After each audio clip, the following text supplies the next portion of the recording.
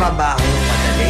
Wala kang karapatang maliitin yung trabaho ng iba. Yung iba sasabihin, gwardiya lang naman yan, rider lang naman yan, construction worker lang naman yan, gasoline boy lang naman yan, fast food crew worker lang naman yan.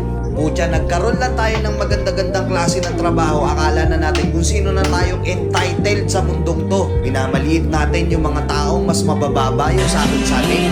Pagkakaalam ko kasi, wala kang karapatang maliitin o matahin yung trabaho ng iba hanggat nagtatrabaho sila ng marangal.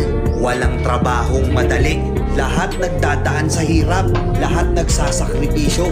Kaya kung iniisip mong porket maganda-ganda yung trabaho at malaki-laki yung sinasahod mo, mamaliitin mo na yung mga trabaho ng mga taong nagtatrabaho na mas maliit yung sahod sa'yo.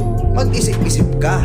Baka bawiin sa'yo yan. Baka biglang bumaliktad yung mundo at sila naman yung kumakas. Kahit anong trabaho mo, magpakumbaba ka pa rin. Bilog ang mundo, hindi palagi nasa taas ka. Kaya hanggat maaari sa lahat ng oras, magpakumbaba ka.